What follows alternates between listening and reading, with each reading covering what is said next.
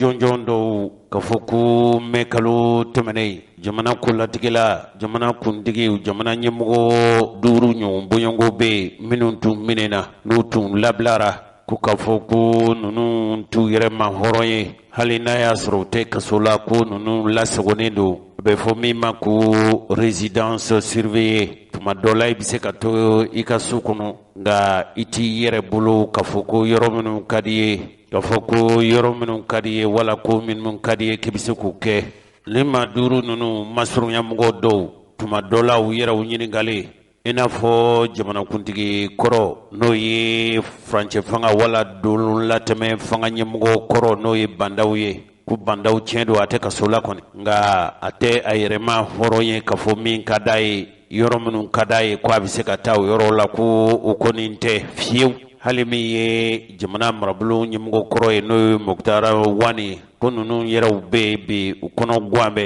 ntɛnɛn tɛmɛnen min ye jamana marabolo ɲɛmɔgɔ kɔrɔ ye n'o ye Mukutari Wani ko a y'a ɲini a ka mobili boliba fɛ k'o ka bolifɛn a ka mobili katikati ko k'o labɛn nin tun ye a siɲɛ fɔlɔ ye kabini a labilara mɛ kalo ka ti sɔrɔlasiw fɛ ko a ka bɔ ka don Bamakɔ ka yaala ko nka kabila bɔra kaba a kɛra daga wulila sungulama ye ko jamana kana dabalitigɛbaw k'olu ye dabali ni fɛɛrɛ bɛɛ lajɛlen tigɛ a bɛ se ka lasɔrɔ cogo min kɛrɛnkɛrɛnnenya furancɛ min bɛ Mali ni Côte d'Ivoire ani Mali ni Burkina cɛ duguduguma kuma dɔw tun bɛ senna ko a tun b'a fɛ k'i labɛn ka boli de ka Mali dugukolo bila nka ko a nana ye a seginna ka na a ka so kabila a sera ka so a y'a ye k'a fɔ kana lakana fɛɛrɛ tigɛ jɔnjɔnw tun tigɛra kɔfɛ u n'ogunin de la ko a ye Guillaume Gefa o de ye hadamadenya yɛrɛ hakɛ o tangani n'u matarafa bolofara min bɛ anw fɛ Mali kɔnɔ o y'o ɲɛmɔgɔ de k'a n'o ye ɲɔgɔn ye a ye kibaruya dɔ lase u ma a kɛra ale ye o a kɛra bandaw ye o k'u bɛ ka sɛbɛkɔrɔ kɔlɔsi bi ko ninnu kɔni tɛ maa ye k'a fɔ maa min bɛ taa yɔrɔ la min ka di ye waati min ka di ye ko ninnu labilalen tɛ u k'o kɛ fiyewu mɔgɔ saba tɔ minnu fana n'olu minɛna ko n'u tun ye ko ninnu kɔlɔsilen don kɛlen don ka ninnu lasago Kati de ya Bamakɔ kɛrɛfɛ wa min ye hadamadenya yɛrɛ hakɛ matarafaba minnu bɛ Mali kɔnɔ yan ni diɲɛ jamana yɛrɛma hɔrɔnw ka lasigiden dɔw bɛ yan k'o kɔni bɛ k'i janto olu la kosɛbɛ o tɛ mɔgɔ wɛrɛ ye fanga a bɛ kɔlɔsi ka lakana cakɛbondaso min fɛ n'a bɛ f'o ma ko service de renseignement k'u ɲɛmɔgɔba don ani min tun bɛ n'ale tun ye bandaw ka kɔrɔsigi kɛrɛnkɛrɛnnen ye ani Suleman Dukure bandaw tun ye ale ta ka kɛ jamana tangani ani sɔrɔlasiw olu ka minisiri ye yanni fanga in bi paron cogo kura la Asimi Goyita fɛ an balimaw o dɔgɔtɔrɔ Bubu Sise n y'a jira u la k'a fɔ Choguel Kokala Mayiga aw yɛrɛ ye lamɛnli kɛ k'a jira k'a fɔ ko dɔgɔtɔrɔ Choguel Kokala Mayiga tun taara dɔgɔtɔrɔ Bubu Sise fɛ yen o taama de bannen kɔfɛ sa Choguel Kokala Mayiga a taara jamana kiribulon min n'o bɛ jamana kiribulon bɛɛ lajɛlen ni sancɛ n'o ye Cour suprême ye a bɔra yen jamana dantigɛli ni sigikan sariyasun o kɔlɔsili kiribulon n'o ye Cour constitutionnelle ni sariya bondaso filaw jɔda ka bon Mali kɔnɔ kosɛbɛ Cour suprême ɲɛmɔgɔba n'o ye Wafi Wagade ye a ko ale wasalen don tuma dɔ la a bɛ se k'a fɔ ko a hakili sigilen don Choguel Kokala Mayiga a ye layidu minnu ta k'a fɔ ko furancɛ fanga in wala donlatɛmɛ fanga in a saritikanw ani a ye layidukan minnu ta k'a fɔ a bɛna jamanakuntigisigi kɛ waati min na ko a hakililatigɛlen don k'a fɔ Choguel Kokala Mayiga n'a jɛɲɔgɔnw o bɛna o layidu ninnu timɛ n'o ye jamanadenw u yɛrɛw ka halala fanga sigi Cour suprême n'o ye kiribulon min bɛ faso kiribulon bɛɛ lajɛlen ni sancɛ ko olu kumana fɛ kɔnɔguwan minnu bɛ yen minnu n'u kan ka wuli kɛrɛnkɛrɛnniyana sariyatigiw fɛ kɛrɛnkɛrɛnniyana min ye Cour suprême ye min ye jamana marabolo ɲɛmɔgɔ ye bi a ye layidu sɔrɔ ka bɔ olu yɔrɔ k'a fɔ seko n'u damajira mana kɛ fɛn o fɛn ye n'u kɔni tɛ jamana sariya kankɔrɔ sɔsɔ olu n'a tɛmɛ sira fɛ jamana dantigɛli ni sigi kan sariya sun a sera tuma min na Choguel Kokala Mayiga ani a ka mɔgɔ bisimilalenw u da sera fɛn min fana ma o ye furancɛ fanga kelen ye nin fanga bondaso in ka jɔda bɛna kɛ min ye o siratigɛ la min ye cour constitutionnelle a kuntigi ye bi n'o ye Amadu Usman Ture ye o ye pereperelatigɛ di k'a fɔ ko fanga o fanga n'o kɔni kɛra sigifɛn ye faso in kɔnɔ yan n'o ka hami de ye jamanadenw ka kɔnɔgɔn weleli ko min ye olu ka fanga bondaso ye n'u kɔni limaniyana k'a fɔ olu ka jɔda ka bon o jɔda tɛ fɛn wɛrɛ ye koyi olu wakulu ye jamana yɛrɛ dantigɛli ni sigi kan ni jamana sariyaw de ye f'u ka pereperelatigɛ di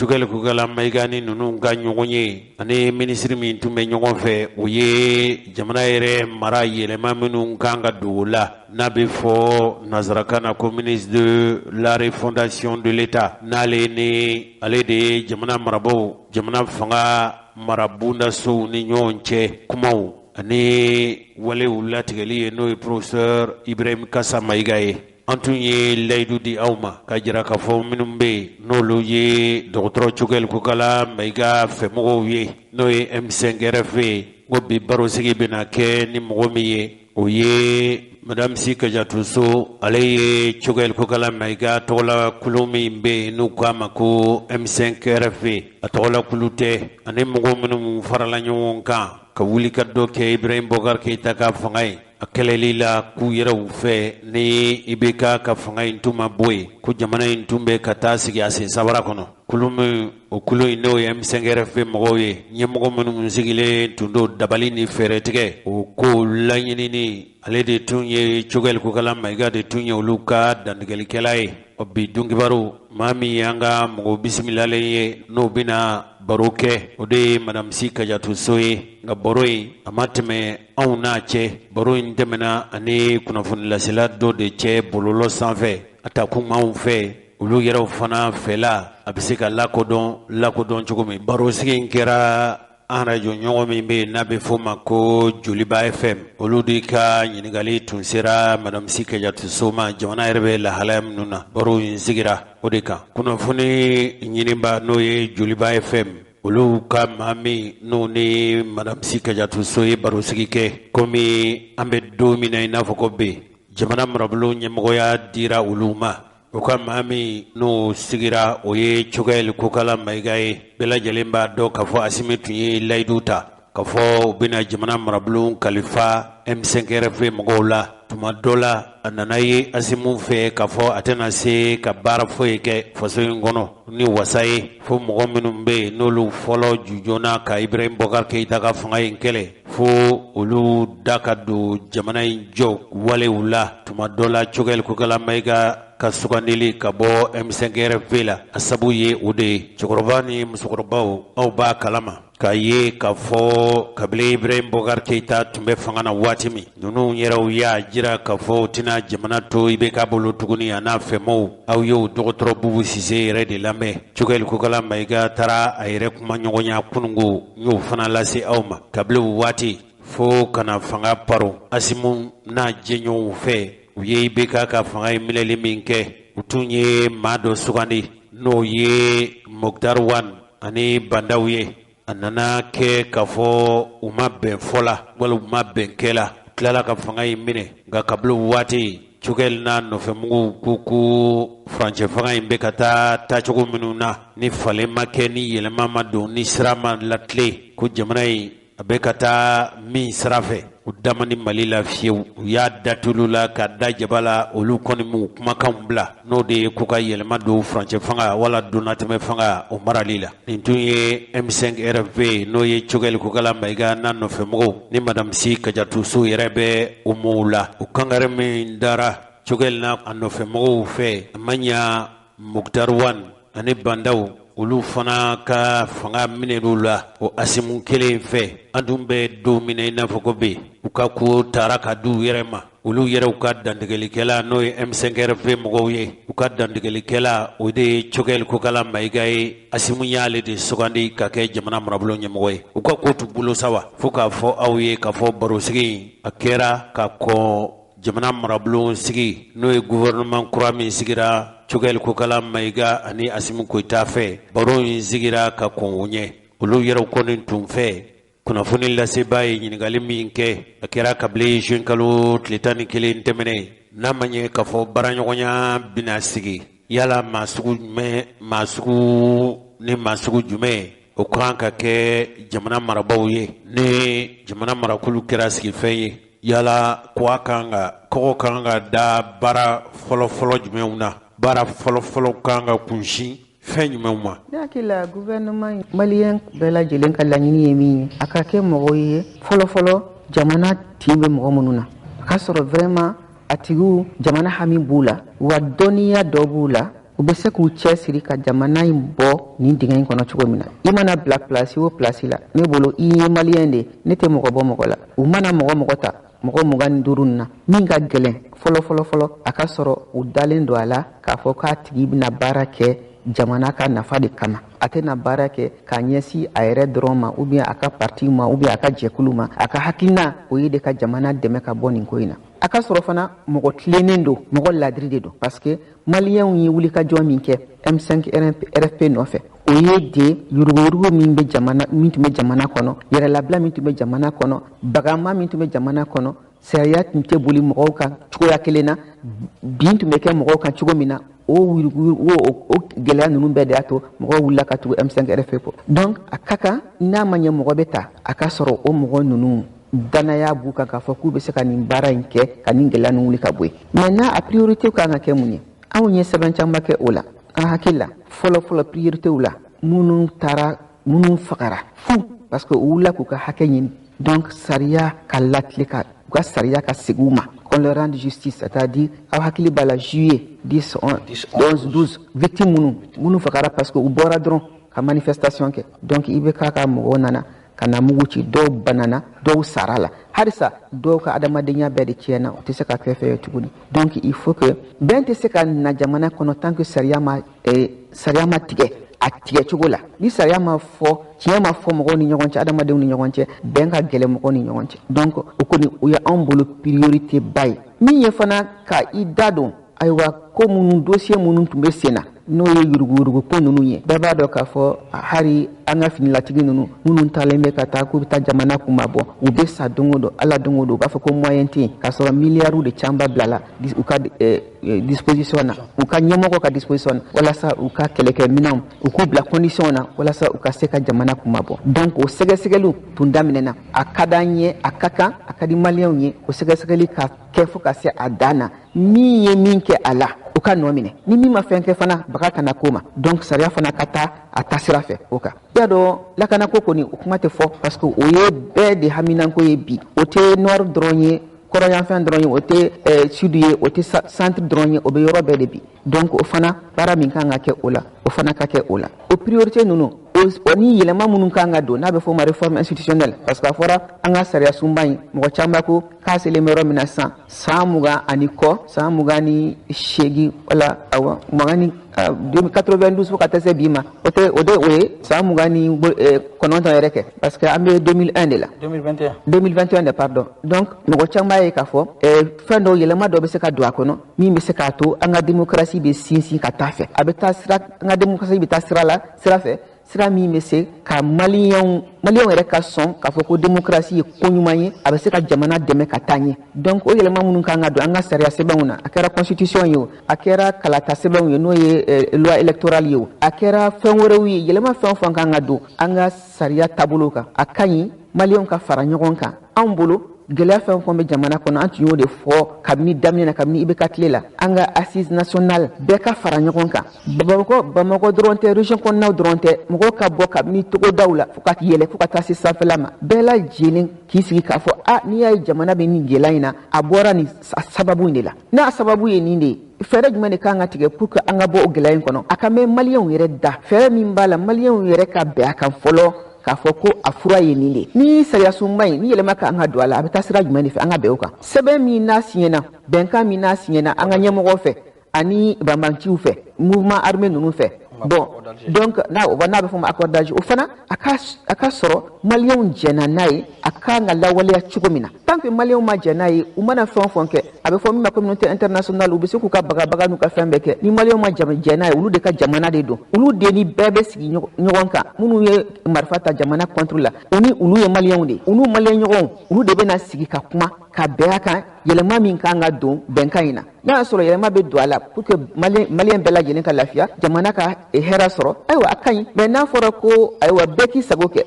ni mi wula no ye marfata o mana yoro mi mine o be ko o tay malien to dati se ka do kumana o fana ka gele donc an bolo o fana ko ye asite se ka nyanabo ka soro mɔgɔw ma sigi ka kuma ɲɔgɔnya in o ka kɛ a kana kɛ komi kuma ɲɔgɔnya tɔ minnu tun kɛra ko sigikafɔ ye damu ye sigikafɔ caman tɛ damu ye dɛ parce que sigikafɔ caman de kɛra jamana in kɔnɔ a caman kɛra bɛnkan mɔgɔw ye bɛnkan sɔrɔ ko dɔw kan o bɛnkan ninnu taara kɛ mun ye u y'a ta k'a bila tiroir kɔnɔ k'a datugu a ma lawaleya min ka di M5 RFP ni an y'a fɔ kabini daminɛ na an ye temps perdu kojugu o tɛ kabini fanga in binna kabini septembre tuma min na concertation nationale bɛ kɛ tuma min na n'an tun sɔnna ka assise nationale nin convoqué ka mɔgɔw ka bɔ Mali fan bɛɛ fɛ bɛɛ ka na ɲɔgɔn sɔrɔ i bɛ baara fɛn o fɛn na jamana in kɔnɔ bɛɛ ka na ka ni hakilinata fɔ jamana ko kan n'an bɛnn'o kan n'an ko sira de ye nin ye an bɛ bɔ nin dingɛ kɔnɔ sira min fɛ o sira de ye nin ye mɔgɔ i mana sigi jamana ɲɛmɔgɔya la a kɛra transition kɔnɔna ye a kɛra jamana ɲɛmɔgɔ minnu bɛ na sigi ni élection kɛra ni galata kɛra o a kɛra fɛn o fɛn i ka n'a sɔrɔ bɛnkan dɔ kɛra maliyɛnw ni ɲɔgɔn cɛ e b'o kɛ i ka taabolo ye o bɛ kɛ i ka feuille de route ye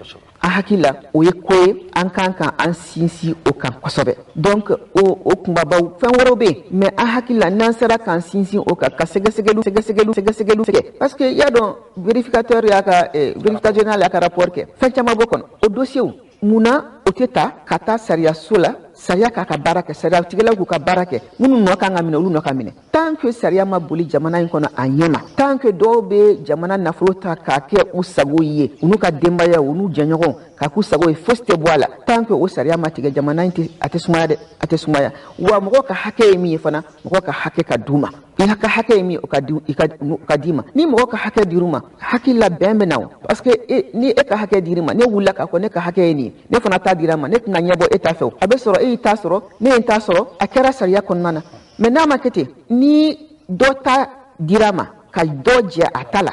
y'a dɔn a ka gɛlɛn bɛn ka na dɛ parce que ni dɔ ye grève daminɛ o y'a ta sɔrɔ dɔ in sigilen bɛ k'a ta kɔnɔ san joli o m'a ta sɔrɔ y'a dɔn o fana tɛna sigi dɛ o fana bɛ wuli k'a ka grève kɛ binkani caman bɛ kɛ jamana kɔnɔ bagama bɛ kɛ jamana kɔnɔ mɔgɔ bɛ minɛ parce que u ye marche kɛ dɔrɔn u b'u minɛ ka t'u datugu parce que u kumana radio la aw yɛrɛ ka baarakɛɲɔgɔn o caman bɛ kaso la bi parce que u y'u hakilinata fɔ an dun bɛ démocratie de la an ko f'u kan ka siri nin bɛɛ la donc jamana problème ka ca an y'a dɔn a bɛɛ tɛ se ka ɲɛnabɔ transition in kɔnɔna dɛ mais an b'a fɛ min ka kɛ o ye nin kunbaba ninnu ye ka an ɲɛsin a bɛ se ka kɛ fana an balimaw a ye madame Si Kadiatou So an balimamuso filamuso a ye a ka kumaw mɛn nka ko dɔw bɛ yen bɛɛ b'a dɔn k'a fɔ fanga sɔrɔbaliya o kumaw bɛ yen fanga kɔnɔ kumaw bɛ yen n bɔra fanga na o kumaw bɛ yen anw fɛ jamana kɔnɔ yan an y'a kɔlɔsi ka fɔ tuma min na jamana mara bɛ kalifa mɔgɔw la kuma dɔw b'u fɛ nka yann'o yɛrɛ cɛ n'u kan bɔra fanga nɔfɛ wali u fanga ɲinina to u fanga ɲinibagatɔ kuma dɔw bɛ k'u fɛ fanga mana sɔrɔ u fɛ o kumaw bɛ yɛlɛma n'u bolo bɔra fanga na kuma wɛrɛw bɛ sɔrɔ u bolo o ye jamana taabolo ye politikimɔgɔw jamana kolatigɛlaw yɔrɔ tuma min na M5 RFP mɔgɔw tuma min na u b'a la ko ka yɛlɛma don latɛmɛ fanga maracogo la sɔrɔlasiw tun ye maa dɔw tɔmɔ u ni nɔgɔmaw koyi tuma dɔ la a ma kɛ ni maa si hakilina ye u yɛrɛw n'u ka kɔrɔsigiw mɔgɔ dɔw y'u bilasira u ye karisa da ka bon cɛkɔrɔbaw an bɛ hakɛto ɲini kɛ aw fɛ karisa kɛn bɛ k'an tulokɔrɔ gan an k'a ta nka yan'an k'a ta an b'a wele an bɛ fɛn dɔ sɔrɔ a da a kana ka kɛ an ka maa ye o b'a la maa dɔw bɛ yen u yɛrɛw fɛ o ye maakɔrɔ gɛlɛnw ye n'an ma dɔ di nin ma n'an ma jɔ da dɔ di nin ma n'an ma nin wele an tɛna lafiya o b'a la tuma dɔw yɛrɛ la a bɛ se ka kɛ jamanaden ɲumanw u limaniyalen don k'a fɔ mɔgɔ minnu jɔda b'u la u y'olu de tɔmɔ k'olu kɛ wasadenw nɔnabila ye hali n'an ka sariyatigiw ko k'olu tɛ se ka kɛ wasaden ye M5 RFP mɔgɔw dun tun y'a jira k'a fɔ olu sigi cogo k'u ma ɲɛ fo k'o ci k'a sigi cogo kura la u tun tor'u dama kasi kiiritigɛlaw fɛ yɛrɛ o ko tun bɛ sen na sisan fanga dir'u ma cogel ko gala mayga de jamana marabulu ɲɛmɔgɔ ye o ko bina latɛmɛ cogo jumɛn ye kunnafoni lasela ka ɲiningali seliya ma an ka madame Sika Jatu So an ka jaabiw lamɛn. min ye CNT yɔrɔ ye ni an kan ka baara kɛ sariya sira fɛ gɛlɛya man ka k'a la Musa gɛlɛya man ka k'a la ka da sira jumɛn an ko yɛlɛma malikura baara kan ka kɛ sariya de kɔnɔna na mɔgɔ minnu ye sariya ta olu yɛrɛ ka u ka sariya talen dɔrɔn u k'o lawaleya emisɛn ma dɔ wɛrɛ fɔ o kɔ CNT sigira a ma sigi sariya kɔnɔ min y'a décret signé a bɛ yen bi ale ye jamana ɲɛmɔgɔ o tɛ a bɛ se ka latilen cogo min na olu de b'a lajɛ sariya kɔni an ka dossier bɛ sariya so la jaabi bɛ kɔnɔna mais baara tɛ se ka mɛn k'a sɔrɔ a ma kɛ anw hakili la décret minnu taara n'i y'o décret ta kelen kelen e ka jɛkulu sisan a fɔra ko e ka jɛkulu mɔgɔ 4 bon est-ce que yɛlɛma tɛ se ka don a la pour que sariya ye min fɔ décret yɛrɛ ye min fɔ parce que décret bɛ komi sariya de a ka bɔ o sira fɛ dɔrɔn an ma dɔ wɛrɛ ɲini o kɔ an b'a fɔ karisa min b'a la an t'o fɛ o ka bɔ a la dɛ mɔgɔ ko tɛ koyi dɔw b'a kɔnɔ olu ka a bɛ se ka kɛ olu ka jɛkulu n'u ɲininkara olu yɛrɛ bɛ sɛbɛn kɛ k'a fɔ ne b'a fɛ karisa ni karisa olu de ka kɛ ne ka cɛbaw ye CNT kɔnɔ n'a bɔra sira fɛ an ye min fɔ sariyatigiw ye o de y'o ye an ko sisan ka décret dɔrɔn appliquer décret kɔnɔna na a fɔra par exemple M5 ka kan ni hakɛ ye karisa ka kan ni hakɛ ye parti mɔgɔw ka kan ni hakɛ ye journaliste ka kan ni hakɛ ye o hakɛ ni a ka fɔ bɛɛ k'i ta i ka mɔgɔ suganlilen k'a sɛbɛn bila ka taa k'a fɔ nin de bɛ ne jɔyɔrɔ fa CNT kɔnɔ mais n'o kɛra o ye baara bannen ye minnu taara u yɛrɛ ye u tɛ jɛkulu fosi représenter mais n'u bɔra la mun de sariya de ma latilen est-ce que mɔgɔ bɛ sariya ta est-ce que sariya kan ka ta pour que ka sariya sɔsɔ o de problème ye o non gɛlɛya jumɛn kan ka k'u la n'an ko an bɛ baara kɛ sariya kɔnɔna na ne m'a dɔn min bɛna kɛ dɛ n tɛ se ka don détail la parce que bon premier ministre ni président u ma o yɔrɔnin u ma fɛn fɔlɔ mais M5 kɔnɔna na an tɛ o dossier in bila k'a fɔ ko an b'a ta parce que an kɛra premier ministre ye an b'a fara k'a fili dɛ sariya kan ka ta fɔ a la wa minnu bɛ jamana ɲɛmɔgɔya la olu fana k'u cɛsiri pour que ka sariya u yɛrɛ ye min ta ka sariya latilen k'a boli jamanaden bɛɛ lajɛlen kan e mɔgɔ mɔgɔ n'i bɛ CNT la ne kɔni hakilila min o de ye dɛ n'i bɔra a la parce que i ka jɛkulu si min bila a kɔnɔ o tɛ se ka kɛ problème ye o k'a fɔ ko o tɛ kɛlɛkun ye o diɲɛ tɛ wuli ko parce que ko karisa bɔra CNT la o ni karisa bɔra a la karisa wɛrɛ bilala la maliyɛnw ta maliyɛnw de don ne bolo min ka gɛlɛn dɔrɔn sariya in ka latilen fɛn min fasoko ye caman bɛ jamana ka hamiw fɔ jamana bɛ nin cogo in na ta jamana bɛ nin cogo in na ta o ye fanga ɲininkan ye ni jamana fanga kɛra sɔrɔ fɛn ye sabu minnu y'a to u bɛna ɲini jamanadenw ka laɲiniw kɔ yala M5 RFP mɔgɔw olu ta tɛna k'o ye wa a kɛra i n'a fɔ ni ɲininkali kɛra madame Sika Jatu So la aw ka jaabi lamɛn bani mais M5 bɛ ka sɛbɛnw labɛn parce que mɔgɔ hakili la ko an ye premier ministre ya sɔrɔ o y'a bannen ye an tɛna fosi wɛrɛ ɲini tuguni an ye min ɲini kabini daminɛ na an b'o baara la ka fɛsɛfɛsɛ k'a fɔ an ka 10 points transition kɔnɔna a tɔ ye min ye an b'a fɛ a ka lawaleya cogo min na o de filɛ nin ye an ka ko bɛɛ de jɛlen don koyi an ma kabini an y'a daminɛ fo ka taa se bi ma an ma fosi dogo maliyɛnw na donc an b'o baara de la ni ala sɔnna n'an tilar'o baara la 10 points ani mesure 17 ye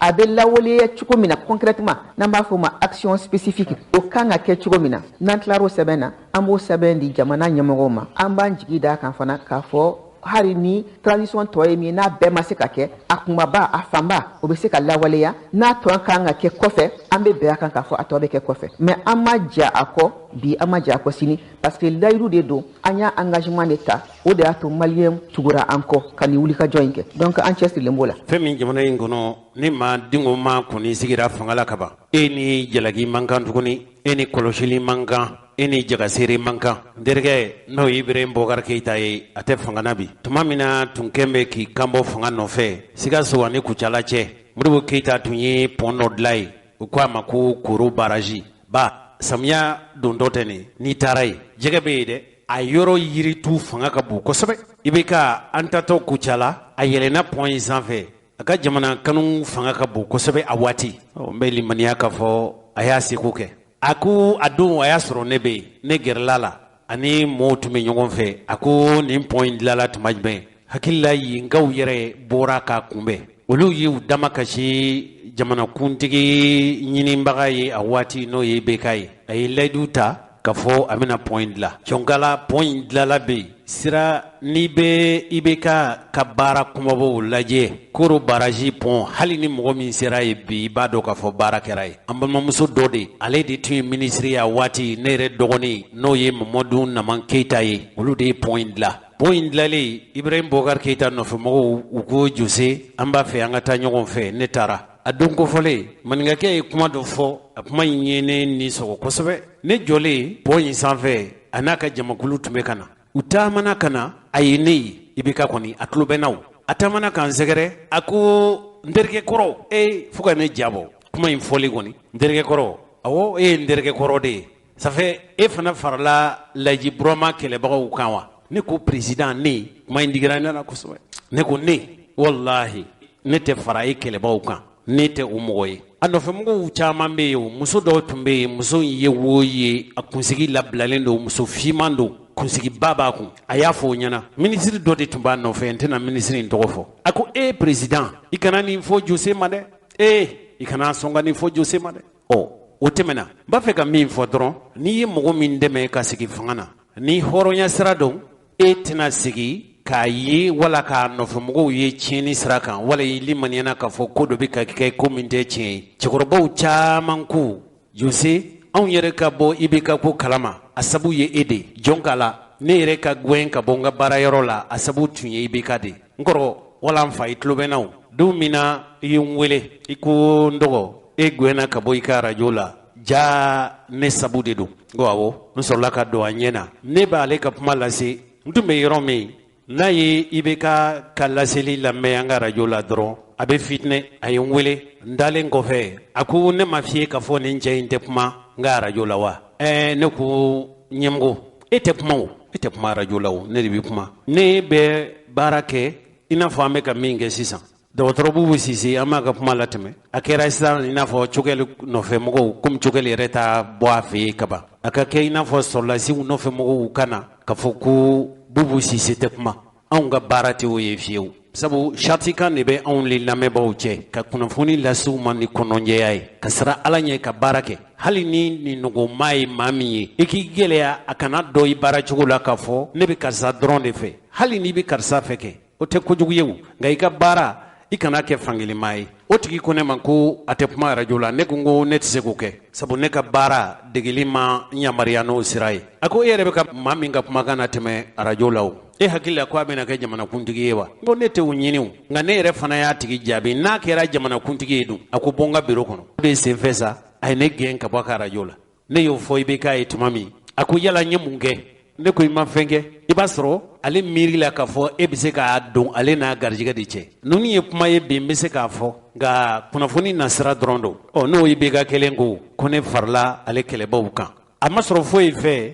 cɛkɔrɔba ni musokɔrɔbaw aw ye lamɛnlikɛlaw ye yala don kelen da kelen ka Ibrahim Bokar Keita to fanga na don kelen da kelen ne delila ka na a neni wa ka fitiriwaleya kumaw fɔ a ye wa anw ni basi la an ka taabolo ye jumɛn ye hali sini Cogɛli tɛ fanga na nin ye ni Cogɛli ye fɛn kɛ min ma bɛn fo ni maa min mana yan ni dalu ye ni tiɲɛ ye n'o tɛ n'i ko i bɛ dama kasi anw bɛ sira d'i ma hali Asimu min filɛ nin ye ka kɔn Asimu ɲɛ fanga na a y'a tulo bɛ n na o hali k'a to sisan ni fɛn min kɛra ni ne ye fɛn mɛn a kan min tɛ tiɲɛ ye n b'a wele k'a fɔ a ye aya ni tiɲɛ tɛ e tulo bɛ ne na n'a fɔra k'a fɔ o ye o bɛ ka tilala k'a fɔ ko ne farila ale juguw kan n farila jugu kan mun na tuma ni mun nana ani ni n bɛ laseli kɛ n bɛ laseli min kɛ tuma dɔ la a bɛɛ tɛ taa ale munafan fɛ a bɛɛ tɛ ale tɔgɔ duman kumaw ye nka k'a fɔ ko ne bɛ ka taa tɔgɔ ma don kelen k'a fɔ n bɛ lagosili kuma fɔ a ye cɛkɔrɔba ni musokɔrɔbaw aw tulo b'a la kuma in fɔ kun ye fɛn min ye o de ye dɔrɔn ni fɛnma sigira fanga na ale yɛrɛ kɔni fɛ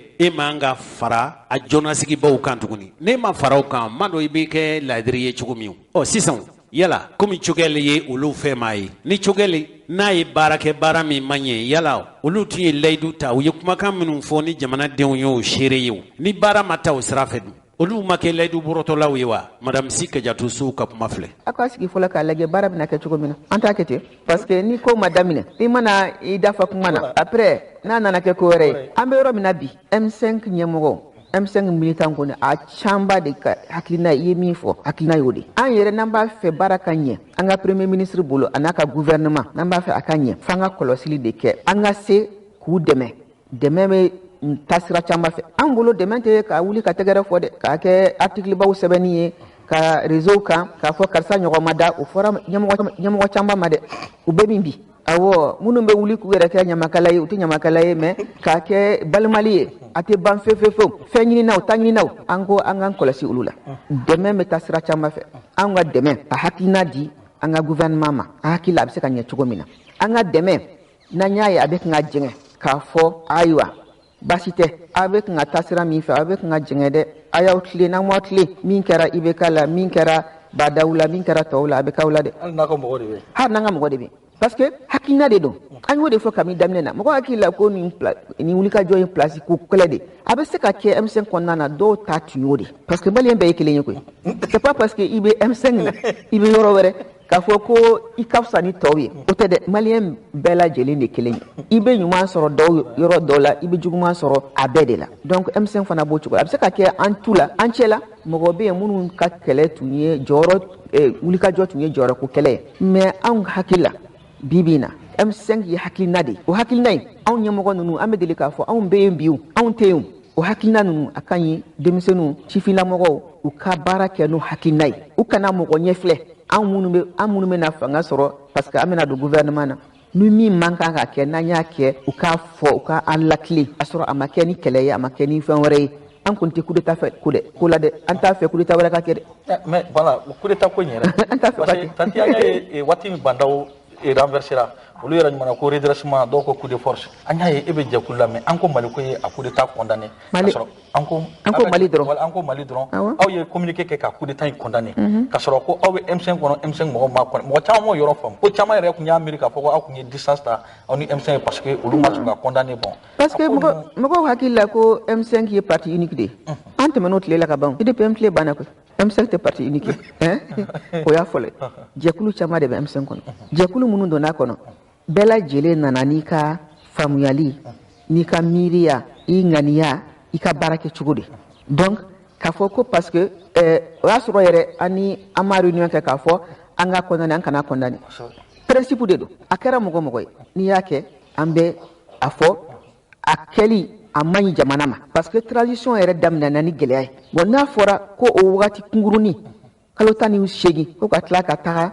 coup d'état wɛrɛ kɛ k'a fɔ ko ka fɛnw lakile a tun ka d'an ye an ni Bandawu tun commencera ka ɲɔgɔn ye minnu kɛ lakilenni ni rectification in o ka kɛ o kɔnɔna de la puisque bɛɛ tun jɛnna n'a ye transition in ka sigi hali charte nin n'a ma kɛ anw M5 RFP sago ye charte nin kɔni sabula yɛrɛ y'a fɔ ko charte min fɔra ni u bɛ ka taa ni ko kelen voilà hali n'o ma kɛ an sago ye sa komi jamanaden fanba kɛ ko sisan kɔni an ka Ala minɛ an ka taa nin sira in fɛ an tun bɛ t'o sira in fɛ mais min kɛra sa o kɛra mɔgɔ si se t'o la bilen donc anw ka jɛkulu in hali sini Ala kana kɛ n'a ɲɔgɔn wɛrɛ kɛra an ko Mali dɔrɔn b'a fɔ a man ɲi jamana ma u k'a sigi ka kuma u ka bɛn ko la o de ka d'an ye parce que anw politiki mɔgɔ fɛn caman bɛ fɔ an ma dɛ mais anw bɛ bila ɲɔgɔn na an bɛ kuma caman fɔ ɲɔgɔn ma mais marifa t'an bolo koyi an tɛ marifa ta ɲɔgɔn kama an bɛ siran min ye min kɛra Badawu la ani Dr Wani na a bɛ se ka kɛ bɛɛ la donc a ka ɲi bɛɛ k'a dɔn an y'o de fɔ an ka déclaration kɔnɔ i ye soldasi ye o i ye civil ye o jamana sariyaw bɛ yen n'i bɛ se ka to o kɔnɔna na o de ka ɲi jamana ma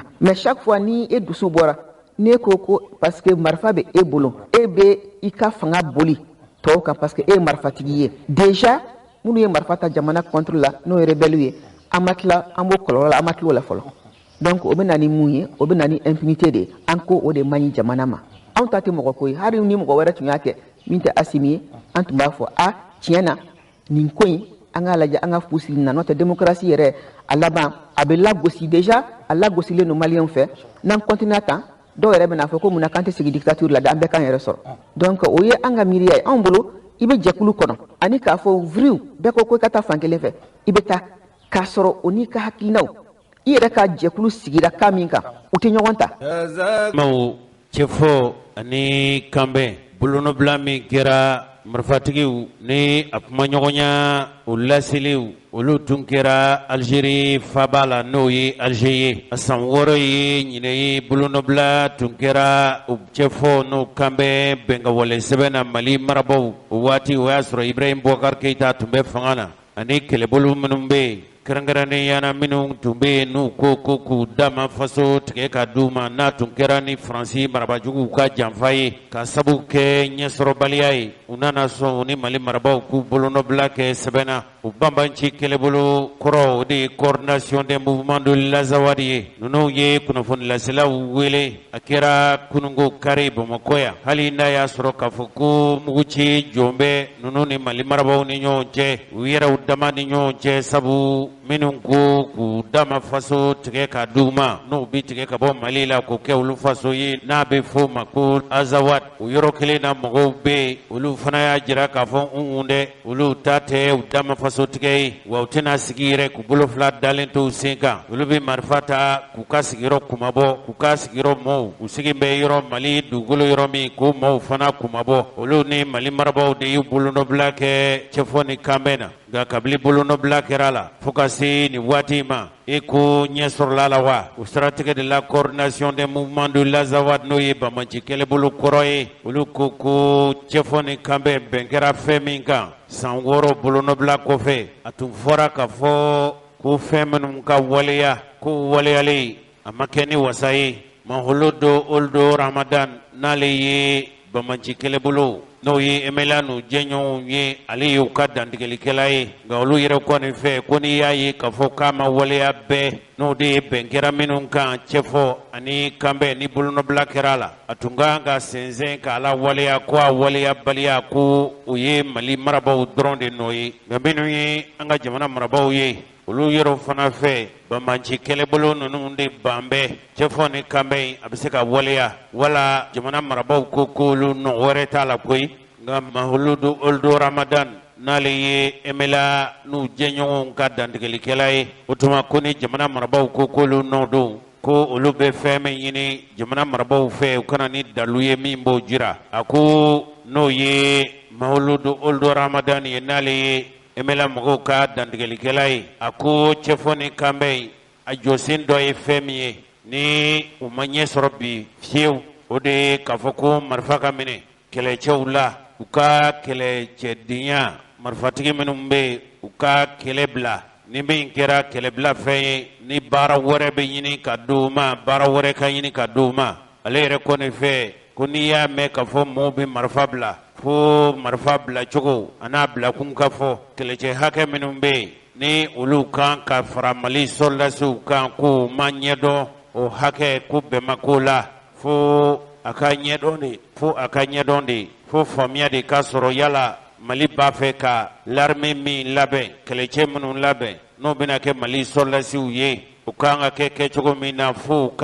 u ka faamu de wa u ka waleya olu yɛrɛ kɔni fɛ san 6 Bamaci kɛlɛbolo yɔrɔ dɔw bɛ yen Mali dugukolo kan o yɔrɔ ninnu a tigiya bɛ olu de bolo u sago de bɛ kɛ o yɔrɔ ninnu na marifa b'u bolo ye u b'u ba ka guwanforo la a ka d'u ye cogo min u b'a kɛ ten Cogɛl Kokala Mayiga a yɛrɛ a sugandilen Asimi Goyita fɛ a ko n'i y'a ye k'a fɔ cɛfɔ ni kanbɛn a sɛbɛn in ma se ka lawaleya fo a ka lajɛ de lajɛ cogo kura la sabu a kɛcogo in k'a fɔ k'a bɛ se ka waleya wa ale yɛrɛ kɔni fɛ ko a tɛna se ka kɛ ko n'a kɛra bɛɛ a bɛ na ni gɛlɛyaw de ye coordination des mouvements de l'Azawad mɔgɔw ko ten ko olu m'a faamu Cogɛl y'a jirali min kɛ k'a fɔ ko a sɛbɛn in kan ka yɛlɛma ni hakilimaya ye k'olu m'a faamu yala a b'a fɛ ka nin hakilimaya ye a b'a fɛ ka mun de fɔ k'olu m'o faamu olu yɛrɛ kɔni fɛ bɛn kɛra min kan u bɛ waleya de a dafalen ko u bɛ kangari min da Cogɛl Kokala Mayiga n'a nɔfɛmɔgɔw ye k'u k'u kɔlɔsi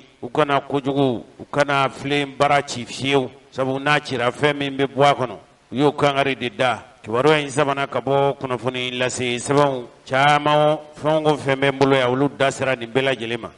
balimaw n'i y'a ye k'a fɔ Mali in bɛ gɛlɛya la bi a ju jɔnna lakana ani kana sabatilibaliya de fɛ o de ye jumɛn ye kɛrɛnkɛrɛnniyana min ye Jene mara ye an t'a fɔ Mopti mara sa sabu kɔrɔnfɛla kɛlɛ bannen kɔfɛ tuma min na professeur Jɔnkunda Tarawele ye wele bila François Hollande ma u ye nin de fɔ dɛ nka tiɲɛ yɛrɛ la a nazarakanw bɛ yen ko François Hollande kana Mali kumabɔ nka a ye pereperelatigɛ di a tun ko a waati ko Mali mago bɛ dɛmɛ min na o ye sanakɛlɛ kulun sanakɛlɛ minɛnw ani sanakɛlɛ n'a bɛ f'o ma ko appui aérien ka dɛmɛ ta ka Mali sɛgɛrɛ ni kɛlɛkɛ pankuluw ye jɔn k'a la jɔnkunda y'o de fɔ hali n'u laban u nana kɛ fɛn wɛrɛ Mali bolo tuma min na k'a daminɛ Gawo ka yɛlɛn ka taa Kidal Tombouctou Menaka ani Tawudeni o yɔrɔ de tun ye kanako gɛlɛya ye n'o tɛ min ye Mopti mara ye ka na fo Segu ani Kulukɔrɔ mara la papalikɛla ninnu tun ma se yen kunnafoni lasebaa dɔw ye ɲininkali kɛ Jine donsow la anw kɔni ma se ka wuli ka se nka bɔlɔlɔ sanfɛ kibaruya laseli Jafilɛ bundaso dɔ bɛ yen ko Sahel TV o ye maa dɔ ɲininka ko ye Mamadu Sagara ye tuma dɔ la donsow n'o ye Jine mara donsow ye yala daga min bɛ Mali dala bi n'o ye diinɛ kɛlɛ ni donsow dadonni ye kɛlɛ la yala jujɔn na jujɔn cogo min an ka Mamadu Sagara k'ale ye Jine donsow ka ɲɛmaa ye an k'a yɛrɛ ɲininka bani jaabi min b'a fɛ o jaabi ninnu filɛ kɛlɛ min bɛ jamana in dala n'o ye papalikɛla ninnu diinɛ kɛlɛcɛw ani donsow sen donni n'a kɔlɔlɔ hali bi saw a gungenen don an faso Mali da la bisimila Basila an fɛ jɛnɛ an fɛ yan nɔ i bɛ taa ka segin k'i bɛ waaju saraka bɛ bɔ su ani i bɛ taa ka segin k'i bɛ waaju kɛ. À environ 16 km de la ville de Djenné s'est tenue une assemblée générale des chasseurs traditionnels sur place. Nous n'avons pas eu de difficulté à les approcher. Leur chef accepte de nous retracer l'origine du conflit.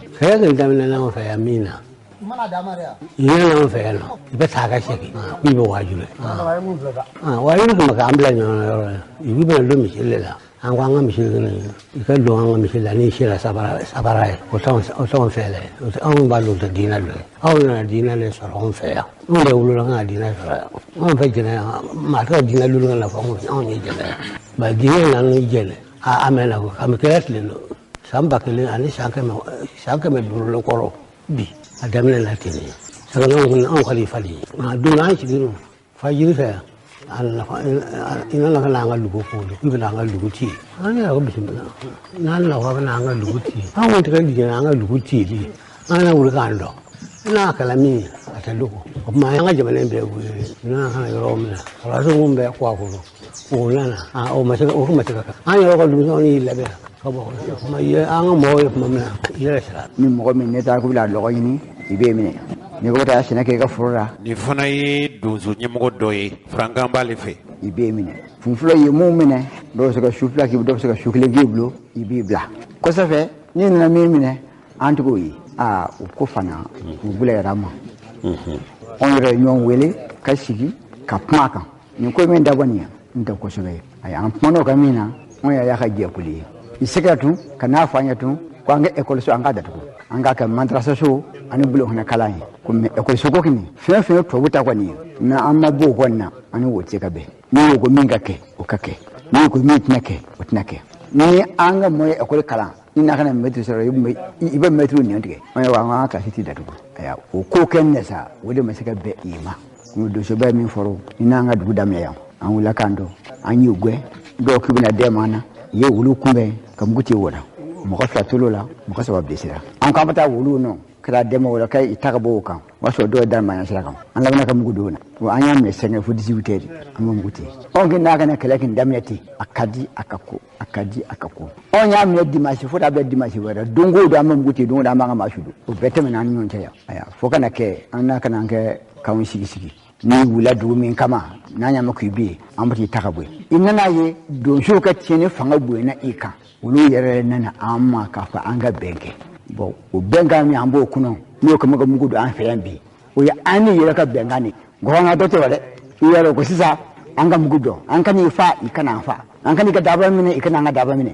an ye mugu de jɔ o kan hali si an ka kuma ɲɔgɔn fɛ telefɔni na an b'i dɔn i b'an dɔn. nin kɔni ye donsow de ye nin cɛ in ne ma fili nin tɔgɔ de ye ko Amadu Jara ale ye donsokuntigi ye mɔgɔ wɛrɛ kɔni bɛ se k'a fɔ Jene dugu kɔnɔna basigi bɛ yen nka min ye Jene maratɔ ye i n'a fɔ Kwakuru ne ko n ko Kwakuru min bɛ yen k'o bɛ Masina sira la Kwakuru Bozo o bɛ kanali da la Bozokan jɛlen na Kukiri n'o tɛ Kukiri Bozo bɛ yen Kwakuru bɛ yen Kwakuru kɔni o ye Bozo dugu de ye ale bɛ Jene mara la nin ko ninnu n'i y'a sɛgɛsɛgɛ arajo bɛɛ ta fɔ san Andi Kulubali y'a fɔ n ye k'a fɔ mɔgɔ dɔw kɛn bɛ k'u yɛrɛ kɛ donso ye donso fini bɛ u la hali ni Ogo Sagu ninnu lajɛ kɛ kuma min dun bɛ fɔ a bɛ fɔ de ka fɔ donsow de bɛ nin kɛ donsow de bɛ nin kɛ donsow de bɛ nin kɛ kɔkuru min ni o kibaruya b'an da bi ale bɛ jeni mara la cɛ dɔ bɛ yen cɛ in lakɔli karamɔgɔ don nka a bɛ nafolo baara kɛ n'o ye Orange Money ye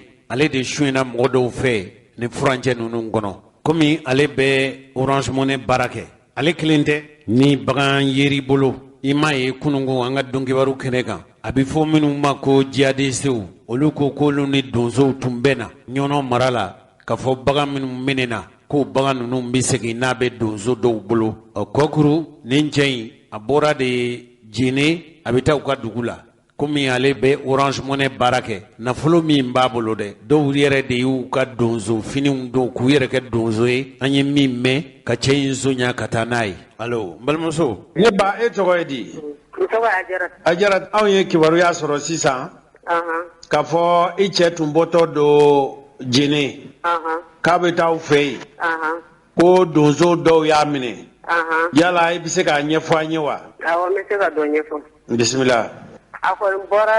jɛnɛ n y'a wele 16h waati awɔ a tɔgɔ ye Amadu Koyita n y'a wele 16h waati n ko yala a ka ci ɲɛnabɔra o awɔ a ko a ka ci ɲɛnabɔra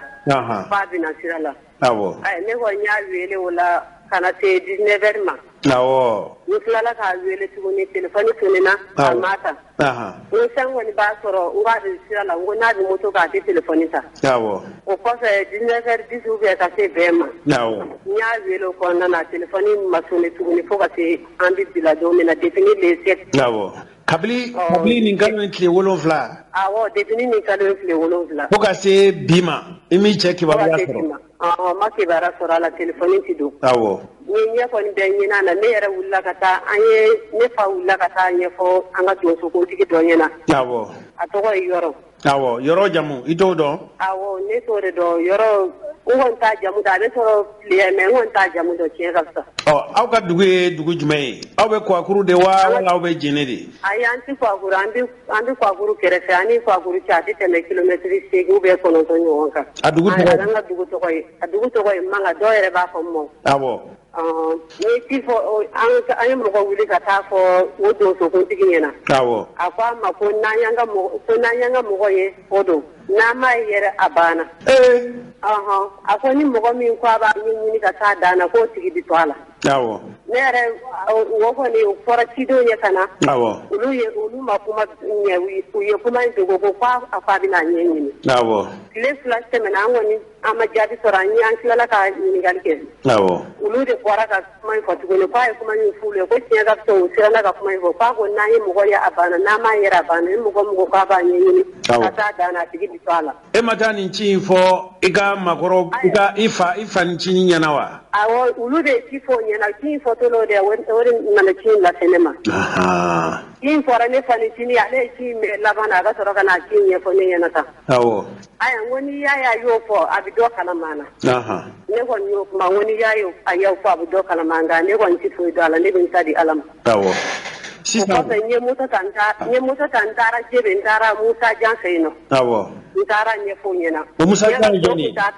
Musa Jan ale ye donsokuntigi dɔ ye komi bɔmu dɔ wulila ye bɔmu tun y'a madimi awɔ a taara Sevare depuis Sowolo a seginna sisan nin Sirintini kalo in kɔnɔna na a seginna awɔ n taara ci ɲɛfɔ ale a ko walahi a t'a kalama sisan kɔni n ka taa ni tile 2 in na a bɛna ɲɛɲini awɔ n'a ye ɲɛ mun sɔrɔ a la awɔ an ye sigi fo ka se dɔgɔkun 1 ma n y'a wele k'a ɲininka ko ne ka ci in kɔnɔ a ma se ka ɲɛfɔ sɔrɔ a la awɔ n ko san kɔni n y'a faamu n tilala ka fɛngɛ an ye ɲɛɲini kɛ awɔ n dɔgɔkɛ bɔra ye ka taa dugu dɔ la ka taa dɔ ɲininka a terikɛ dɔ bɛ yen nɔ awɔ ka t'o ɲininka o ko yala ko a ma n kɔrɔmuso cɛ yan fɛ wa awɔ a ko i kɔrɔmuso cɛ ko n'a mana ko karisa ko Adama Bilenni awɔ ale ni Maliki de y'a minɛ awɔ ko parce que olu de jɔlen kɛra sira la ne yɛrɛ tɛmɛnen kɛrɛfɛ ko n ye n tɛgɛ d'u ma k'u fo awɔ o y'a sɔrɔ olu yɛrɛ tilala k'a fɔ ne cɛ terikɛ ɲɛna k'a fɔ ko olu ye tilebe donsow ye awɔ ko in kɔni kɛra ten fo ka se bi ma an ma se ka ɲɛfɔ sɔrɔ a la an ye Adama Bilenni wele awɔ ka mɔgɔw ci a ma a ko k'ale t'a kalama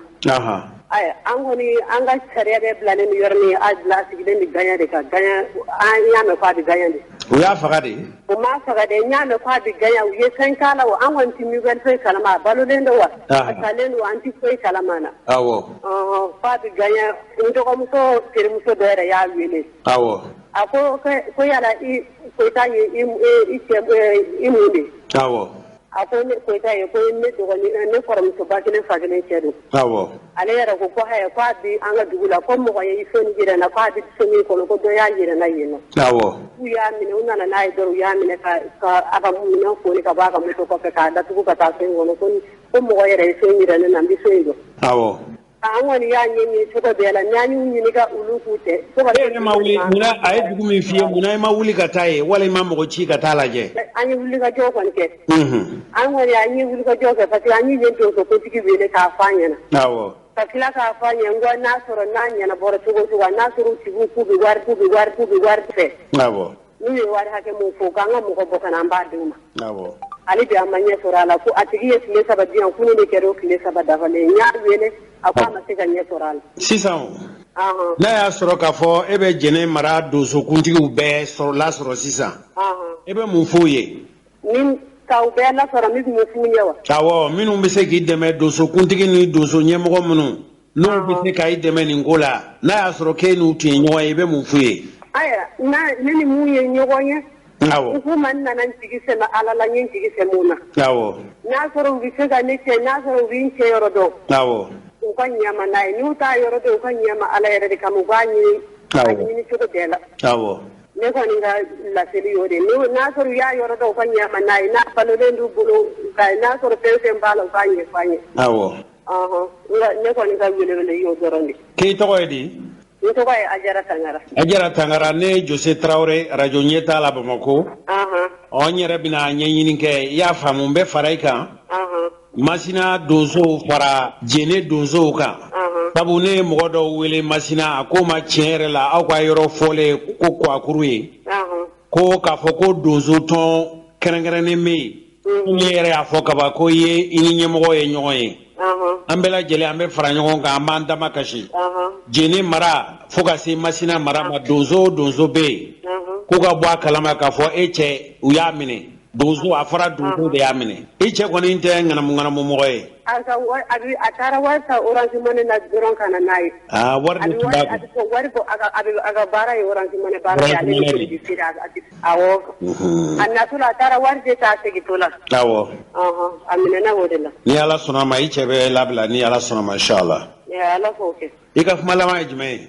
Ni mɔgɔ sera ka ne kɔni dɛmɛ ka n cɛ kɔni ɲini n b'a Ala barika da n b'a tigi barika da. Ni Ala sɔnna ma. O de ye n ka kuma laban ye. Cɛmanin kelen de b'an bolo den kelen de b'an bolo. Ne de si bɛ taa 28. I cɛ dun. Ne kɔni bɛ se 40 fan fɛ. Ni Ala sɔnna ma. Ni Ala sɔnna ma a bɛ i y'a mɛn. Ala k'o kɛ. Inshallah ne yɛrɛ bɛna wele bila donsow ma radio ɲɛtaa la u bɛ lamɛnli kɛ Jɛnɛ ani Masina mara la ni min bɛ se k'i dɛmɛ. O bɛ se ka ne Jose Traoré wele 76 06 60 66 n bɛ segin a kan 76 06 60 66 e yɛrɛ filɛ ni kibaruya min sɔrɔla i b'an ladɔnniya i y'a mɛn. N y'a faamuya n'Ala sɔnna. N'Ala sɔnna ma Ala ka i cɛ ɲuman se i fɛ. Amin. Inshallah. Amin baraji. An balimamuso ye ni Ala sɔnna ma jɛnɛ donsokuntigiw an bɛna lajɛ don min n'an sera k'u sɔrɔ aw minnu bɛ yen n'aw ye radio ɲɛtaa lamɛnbaaw ye jɛnɛ mara la aw k'a fɔ u ka donsokuntigi ye n'o ye Amadu Jora ko Jose Traoré mago b'a la wa n'u m'u kɔlɔsi tɔgɔ laban bɛna tiɲɛ n'a fɔra k'a fɔ olu yɛrɛw ka fɔcogo la ko olu ye marifa ta k'u ka dugu ni dugudenw lakana nka n'a fɔra k'a fɔ mɔgɔ ko nafolo b'e fɛ ko i bɛ yaala dugu ni dugu cɛ ko donso kelenw olu de bɛ taa bin i kan ni Ala ma fara i kan o b'i fa i bolola nafolo nɔfɛ kibaruya in tun bɛ fɔ ne ye yala o tuma donsow laban de don na janfala wa olu bɛ bin jamanadenw kan wa kuma nin sigana fɔra ne ye k'a yira k'a fɔ yɔrɔ dɔw yɛrɛ bɛ yen u b'a fɔ mɔgɔ minnu ma ko papalikɛlaw a kɛra i n'a fɔ dugumɔgɔw bɛ da o mɔgɔw la ka sago donsow kan n'u ma sabali n'u ma farati bɛɛ u tɔgɔ bɛ tiɲɛ tuma dɔ la an limaniyanen don k'a fɔ an balimakɛ dabali ni fɛɛrɛ natigɛ Jɛnɛ Kwakuru hali Mali donsow kɛ Mali donsow n'a y'a sɔrɔ k'aw bɛ nin kibaruya in kalama k'aw bɛ mɔgɔ dɔ Jɛnɛ mara la ani kwakuru marala sabu ambal make yere kuma na sisan kunnafoni lasela do tara ka taa ɲininka a yɛrɛ kumana sisan aw y'ale ka kumakan mɛn an bɛ limaniya k'a fɔ dabali ni fɛɛrɛ bɛɛ lajɛlen bɛ tigɛ min b'a to an balimakɛ in a bɛ segin ka taa ka denbaya la cogo min inshallah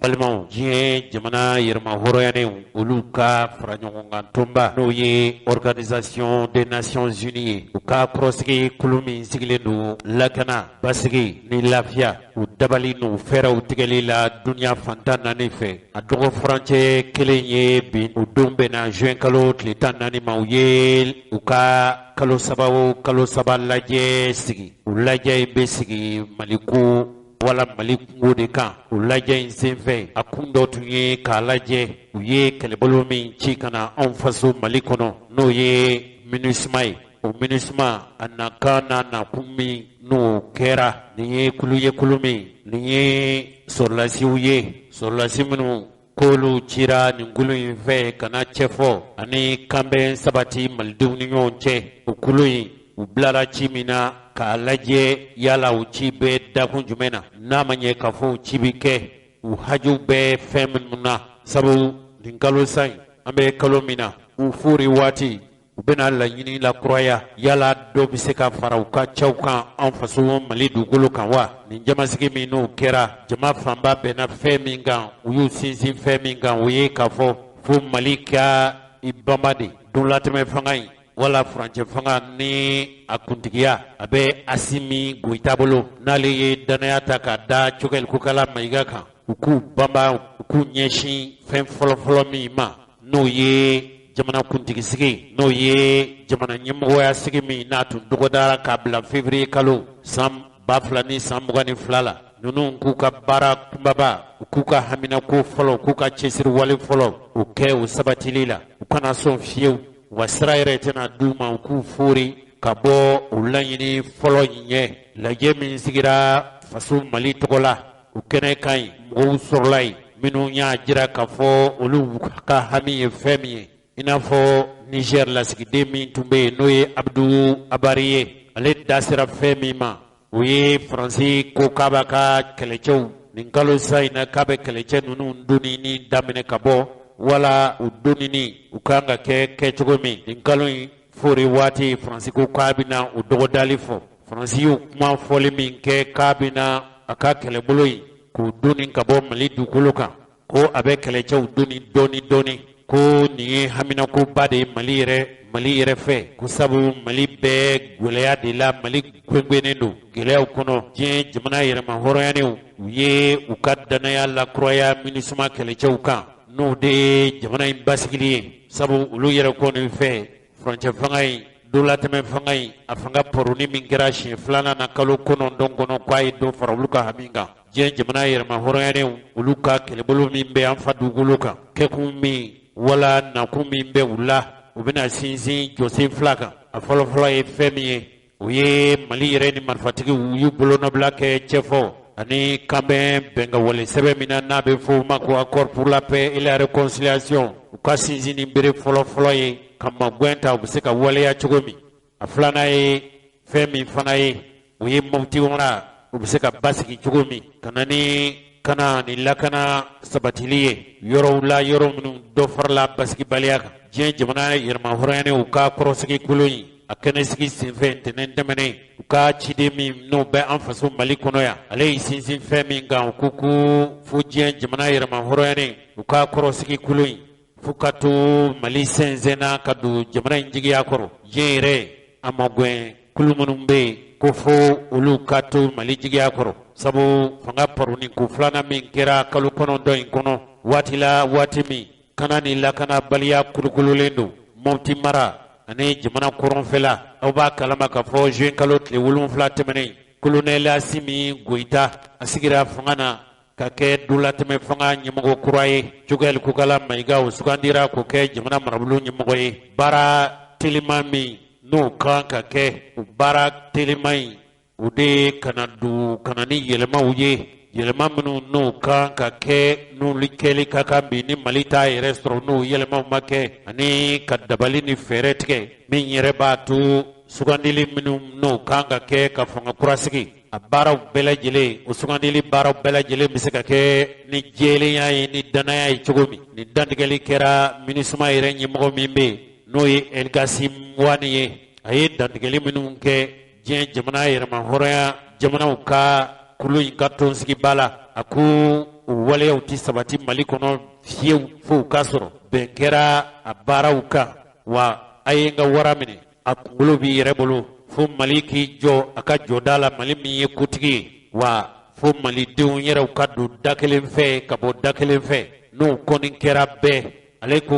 a bɛ laɲiniw kɛ diɲɛ magobatigiw diɲɛ setigi jamanaw Mali kanuba minnu n'o ye a kanuba jamana minnu n'a kanuba minnu bɛ diɲɛ fan wɛrɛw fɛ o tuma olu ka magwɛn o nafa n'o tɔnɔ bɛ bonya kosɛbɛ ale min n'ale ye diɲɛ jamana yɛrɛma hɔrɔnyanenw ka kɔrɔsigi diɲɛ jamana yɛrɛma hɔrɔnyanenw olu ka lajɛ suba n'o ye ONU ye o ɲɛmɔgɔba ale de y'o ka ciden kɛrɛnkɛrɛnnen ye Mali dugukolo kan a ko waati de sera fo Mali yɛrɛ kolatigɛlaw u ka politiki a kɛlɛ gansanw fadenya kɛlɛw u k'o bila bɛɛ k'i ka nafa ye ka to yen ka jɛ ka baara kɛ min b'a to Mali bɛ gɛlɛya minnu kɔnɔ Mali bɛ se k'a yɛrɛ sama ka bɔ gɛlɛya kɔnɔ a ko min kɔni ye diɲɛ jamanaw ka faraɲɔgɔnkan tɔnba ye olu ka kɛlɛcɛ minnu bɛ an fa dugukolo kan olu kɔni nato Mali kɛrɛfɛ cogo bɛɛ lajɛlen na u bɛ se ka Mali dɛmɛ o sira fɛ cogo min sabu an bɛ don min na i n'a fɔ ko bi Mali curunnen don Mali gwɛngwɛnnen don gɛlɛyaw n'o ye kana ani lakana sabatibaliya ye Mopti mara ani jamana kɔrɔn fɛ ni pepalikɛla ninnu kɛn bɛ k'u dagaw sigi o yɔrɔ kofɔlen na a ko min ye MINUSMA ye olu kɔni b'u cɛsiri cogo bɛɛ lajɛlen na u seko n'u damajira la min b'a to nin gɛlɛya ninnu bɛ se ka wuli cogo min. An balimaw jamana mara kalifalen don minisiri minnu na o minisiriw u ka laadala tɔnsigi fɔlɔ jamana in yɛrɛ kan ka kuntilenna minnu ta ca minnu n'olu ye cɛw ye ni jamana bɛna baara n'o cɛw ye nin waati na fo ka se waati nata ninnu ma o baara ninnu jujɔn o nundunnen a tɛ ɲɛ fɛn min kɔ o ye minisiriw ka tɔnsigi ye o tɔnsigi fɔlɔ o de kɛra a ɲɛmɔgɔbaya tun kalifalen don kolonɛl Asimi Goyita la ale yɛrɛ min n'ale ye donlatɛmɛ fanga ɲɛmɔgɔ ye nin de tun ye u ka lajɛ fɔlɔ ye n'a kɛra juin kalo tile 16 tɛmɛnen an ka fangasigi so min n'a bɛ Kuluba olu ka jamalajɛ bunba kɔnɔ a kɛra ye maa minnu n'olu kɛra mɔgɔ garijɛgɛlenw ye n'u sigira k'u kɛ minisiriw ye ni maa kelen-kelenna bɛɛ lajɛlen yirala donlatɛmɛ fanga ɲɛmɔgɔ la n'o ye Asimu Goyita ye a yɛrɛ ye foli ani barikada kɛrɛnkɛrɛn ka ɲɛsin ninnu ma nin kelen-kelenna ma cɛ ni muso minnu ni faso ye danaya da u kan a yɛrɛ komi ale ye donlatɛmɛ fanga ɲɛmɔgɔ ye a ye maa min sugandi k'o kɛ jamana minisiri kuntigi ye o ye Dr. Choguel Kokala Mayiga ye kun min y'a to sugandira laɲini minnu bɛ faso fɛ ale yɛrɛ bilasiralikan minnu bɛ ani sira minnu bɛ n'a b'a fɛ ka d'u ma u ka baara boli o sira ninnu kɔnɔ a ye nin bɛɛ lajɛlen ɲɛf'u ye yala Asimi Goyita dun ka laɲini ye jumɛn ye an ka Choguel Kokala Mayiga an k'ale lamɛn k'ale b'a fɛ maliyɛnw bɛɛ tɔgɔ la ko gouvernement k'i jija maliyɛnw hami ye min ye u k'a ta en compte k'an k'a dɔn ko an bilalen don baara la maliyɛnw ka baarakɛla de y'an ye k'ale bɛ min fɛ ko jamana lakana ani ka élection organiser ka ɲɛ ka constitution ka yɛlɛma don a la sariya sunba o bɛɛ kan ka kɛ bɛn ni consensus kɔnɔ ale b'a fɛ fana syndicats ka ko a ka ɲɛnabɔ gouvernement ni syndicats ka se ka bɛn k'a fɔ ko a ka danaya bɛ an kan a b'an soutenir. An balimaw nin tun ye Choguel Kokala Mayiga ye hakilila cɛkɔrɔba ni musokɔrɔbaw a ye fɛn minnu fɔ baara kumaba minnu dir'u ma bilasiralikan minnu fɔr'u ye sabu n'i y'a ye k'a fɔ nin maa kelen-kelen tɔmɔ na tɔmɔkun b'u la baara yɛrɛ kan ka kɛ furancɛ min kɔnɔ o ɲɛdɔnnen don laɲini minnu n'o bɛ faso fɛ olu dɔnnen don Choguel Kokala Mayiga a ɲiningara de jamana foroba laseli bon kibaru lase ɲinina minnu tun bɛ yen olu de a ɲininka Asimu Goyita n'ale ye donlatɛmɛ fanga dɔw ko furancɛla fanga dɔw yɛrɛ ko waati latɛmɛ fanga ale de ɲɛmɔgɔ ye bi Mali kɔnɔ Choguel Kokala Mayiga yɛrɛ a b'a dɔn cɔ k'a fɔ baara minnu dira olu ma waati tɔ man ca de na mena teteme kalo shegin kalo konontoma ca minnu diru ma ca nunu fanga ka bon ka se hakɛ min ma a ti taa cɛsiri minnu kɔ a ti taa yɛrɛ nindi min kɔ a tɛ taa kɔnɔjɛya min kɔ a tɛ taa magwɛ minnu kɔ Cogɛli Kukala Mayiga bɛ nin bɛɛ lajɛlen kalama ale yɛrɛ kɔni fɛ n'o ye Cogɛli Kukala Mayiga ye fɛn minnu kan ka kɛ min b'a to laɲini ninnu ɲɛ bi sɔrɔ jamana ka furuba laseli bon n'o ye ORTM ye o ɲiningalikɛla ka ɲiningali sera a ma a ka jaabi filɛ a y'a danaya min da ne kan ka ne kɛ premier ministre ye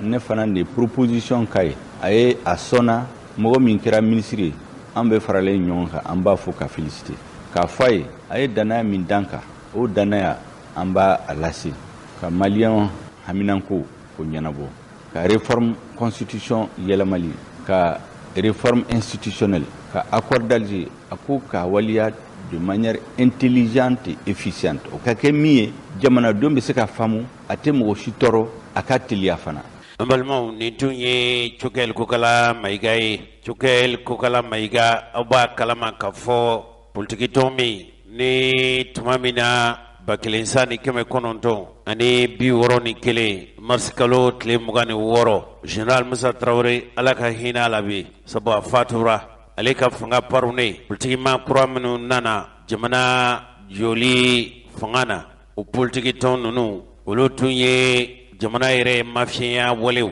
Mali toli kɔ i n'a fɔ sintonto gɛlɛya minnu tun bɛ kalanko la minnu tun bɛ sɛnɛko la gɛlɛya n'o tun bɛ Mali kɔnɔ olu y'o bɛɛ lajɛlen de turu ta ka da Général Musa Traoré kunna cɛ kelen min n'ale sera ka wuli ka tɔn dilan tɔn min n'o ko k'o bɛ Général Musa Traoré tiɲɛ don a kɔni ye jamana mara kɛ jamana mara tɛ taa fiɲɛw kɔ o fiɲɛ ninnu tiɲɛ o tiɲɛ sɔrɔla Général Musa Traoré ka jamana marali fanga na UDPM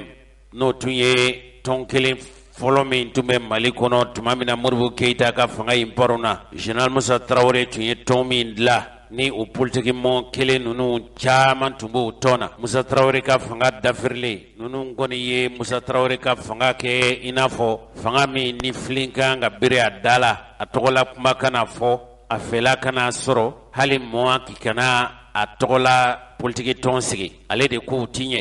ɲɛ sabu bɛɛ b'a dɔn k'a fɔ politiki cogobali min kɛra kabini Modibo Keyita ka fanga in paruna sɔrɔlasiw ye waati kɛ fanga na o furancɛ tɛmɛnen kɔfɛ o waati tɛmɛnen kɔfɛ u sɔrɔla ka tɔn dilan tɔn min n'o ye UDPM ye k'ale ye UDPM a ye tɔn dilan tɔn min ko k'olu ye UDPM tiɲɛtabaw ye an balimaw k'a daminɛ waati de sa fo ka se bi ma a bɛ politiki cogobali de la kosa in de la n y'a fɔ aw ye k'a fɔ maa dɔw tun wulila sango juin kalo tile 5 k'olu ye jamana kumabɔdenw ye jamana kanubaw ye u tɛna Ibrahim Boubacar Keïta ka fanga in to ye a yɛrɛ ma ten sabu a bɛ ka jamana sama ka taa dafiri yɔrɔ de la olu ye wulikajɔ min kɛ u yɛrɛ dama u farala ɲɔgɔn kan ka kuluba dɔ dilan ko dabali ni fɛɛrɛ tigɛ olu bɛ kɛlɛ min na a bɛ ɲɛ sɔrɔ cogo min u mɔw n'o ye M5 RFP mɔgɔw ye olu ka dantigɛlikɛla tun y'ale de ye fɛn o fɛn n'o ye u kulo in u ye dabali ani fɛɛrɛ tigɛ ɲɛmɔgɔya bon min dilan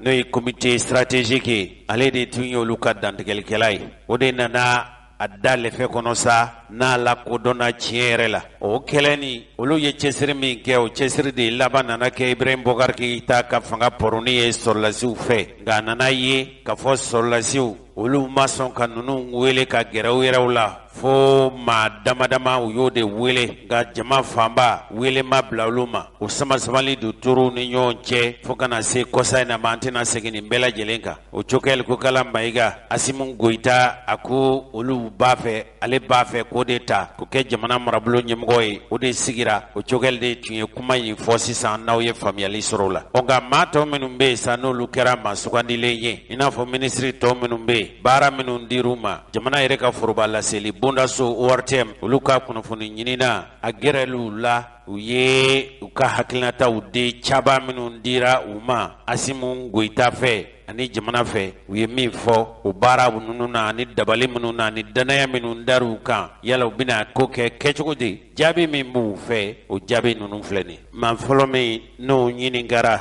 o ye Abdoulaye Diop ye cɛkɔrɔba ni musokɔrɔbaw Abdoulaye Diop ale tun ye Ibrahim Boubacar Keïta ka ministre dɔ ye ni joda ministre bundaso kelen na n'o ye an faso Mali ani jamana wɛrɛ ni ɲɔgɔn cɛ fɛnko fɛn bɛ yen n'o ye wale kibaruya kɛta ni fɔta olu dabali n'u fɛɛrɛw tigɛli ka bɔ anw faso kɔnɔ ka diɲɛ jamana wɛrɛw sɔrɔ jamana yɛrɛ kɔkan ko Mali ni jamana wɛrɛ ni ɲɔgɔn cɛ u baaraw u kumaw u cɛsiriw dabali ni fɛɛrɛ min kan ka tigɛ u la o ministre bundaso ministre de y'ale ye IBK Ibrahim Boubacar Keita tun y'a ta ka jɔyɔrɔ min d'a ma min ye Asimi Goita ani Choguel Kokala Mayiga olu fana ye danaya d'ale kan a yɛrɛ ye min fɔ an k'o lamɛn bani. Waati kɔrɔnen don ko min kan ka kɛ fana a ko ninnu ma nɔgɔ nka n'an y'an bolo di ɲɔgɔn ma k'a kɛ ko maliyɛnw ka kuma ni ka bɛnko la donc an bɛ baara min ɲini ka kɛ ni jamana wɛrɛw ye o bɛ nɔgɔya fo minnu fana b'an dɛmɛ olu fana ka faamuyali kɛ k'a fɔ gɛlɛya min bɛ yen ko fitinin tɛ gɛlɛyaba de don mais an cɛsirilen bɛ pour que ka a ko wuli. An balimaw nin tun ye Abdoulaye Diop ye o kɔfɛ jamana ministre bundaso min bɛ yen n'o ye jamana forobaca baara o dabali n'o fɛɛrɛ ani baara ɲɛɲini o ministre ye sa n'o ye Jawaramuso Hawa Paul Diallo ye ale ka ministre bundaso jɔyɔrɔ ka bon kosɛbɛ sabu bɛɛ lajɛlen b'a dɔn k'a fɔ baarakɛlaw olu ni Moktar Wan olu tun fɔn bɛ ɲɔgɔn kɔ u ka ministre u ka gouvernement tun sɛbɛkɔrɔ fɔn bɛ ɲɔgɔn kɔ maa yɛrɛ bɛ se k'a fɔ olu ka baara bila kuda yi n t'a dabila fo n ka hakɛw ka di ma o de kɛra sabu ye min ye Bandaw ani Moktar Wan ka senboli ɲɛmɔgɔya la o de y'o sena teliya ni ministre muso in ale fana ka jɔda ka bon kosɛbɛ sabu a dɔnnen don k'a fɔ baarakɛlaw cannen don k'u jɔ n'o ye kɛrɛnkɛrɛnnenya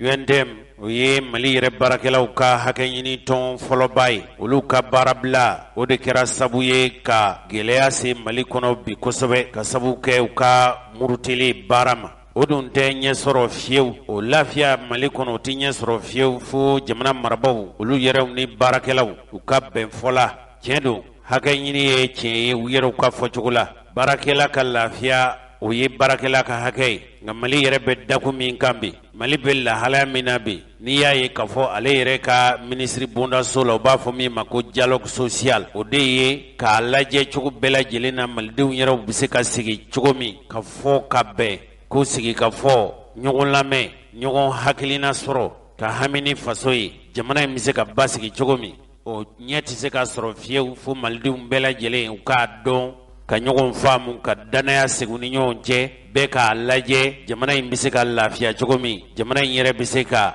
makaran cogo ɲuman min na o ministre ale yɛrɛ kɔni ka fɔ cogo ye fɛn min an t'a yɛrɛ lamɛn wa. An bɛɛ de ye maliyɛn ye an bɛɛ de kan k'an tɛgɛ di ɲɔgɔn ma syndicats ye maliyɛn de ye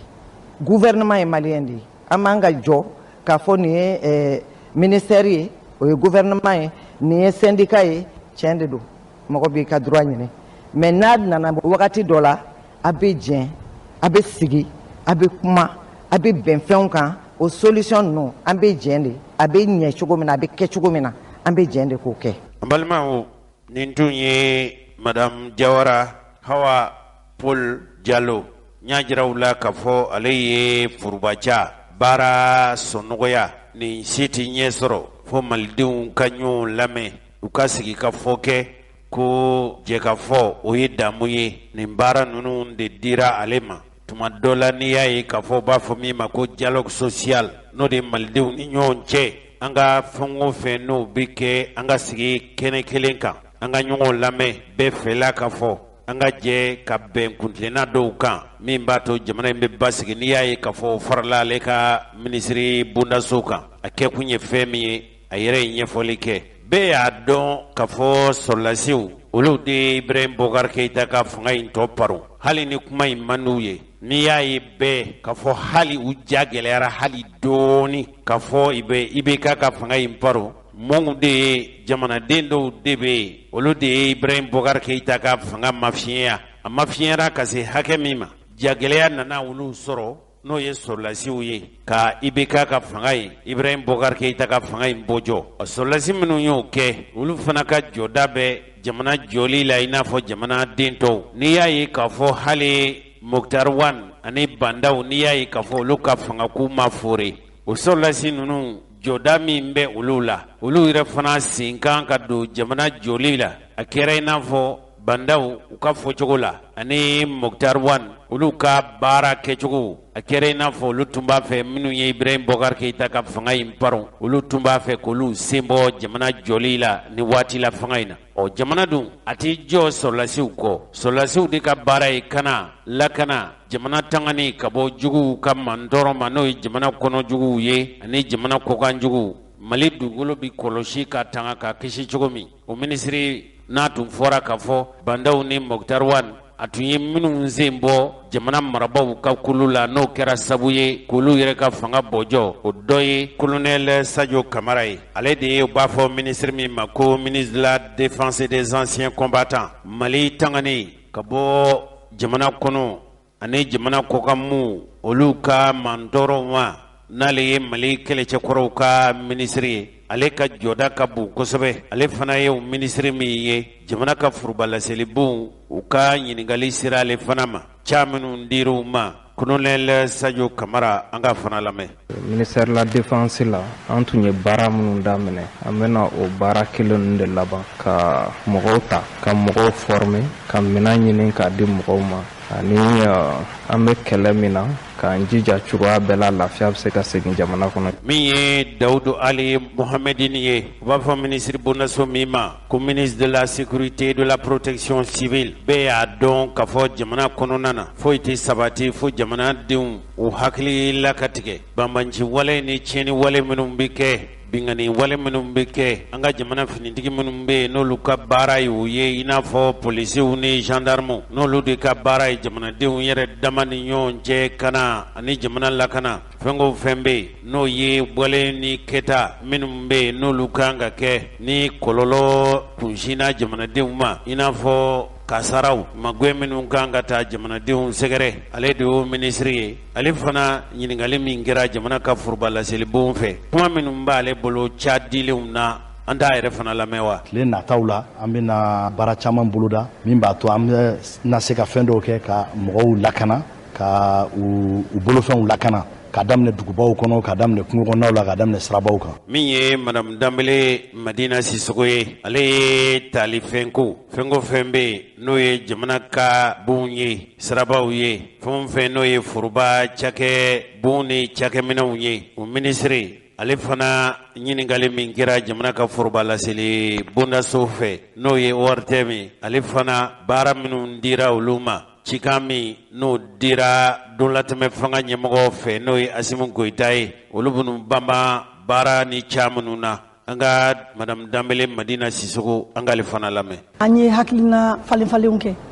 u ye jate minɛ dugu yɛrɛ bi cogo min na bi anw minnu sugandira ka anw bila baara in kunna an kan ka min kɛ an kan ka min fɔ an kan ka jate min sigi yani gouvernement bi bɛna bila place la ni kalata bɛna min bila place la olu ka se ka n'a sɔrɔ au moins anw ye dɔ kɛ ka bila an balimaw cɛkɔrɔba ni musokɔrɔbaw jamana yɛrɛ minisiri bondaso min sigilen don fɛn o fɛn bɛ yen n'o ye musow ani denw olu bɛ se ka magɛn k'u ka hakɛw ɲini denmisɛnniya ani musoya bɛ se ka jidi cogo min o minisiri n'o ye Wadiji Fune Kulubali ye ale fana ɲininkali min kɛra jaabi minnu sɔrɔla ale ka caw la laɲini minnu bɛ furancɛ fanga ɲɛmɔgɔw da la baara minnu dir'u ma ale fana ɲɛfɔli kɛ bisimila baasi la o ye danaya min ta k'a da ne kan promotion de la femme di yan nɔ pour que n ka se ka musow jeunes ani denmisɛnninw u jɔyɔrɔ ka se ka ye transition kɔnɔna na ka transition lasago fo ka se a mission laban ma bɛɛ kan k'i tɛgɛ di ɲɔgɔn ma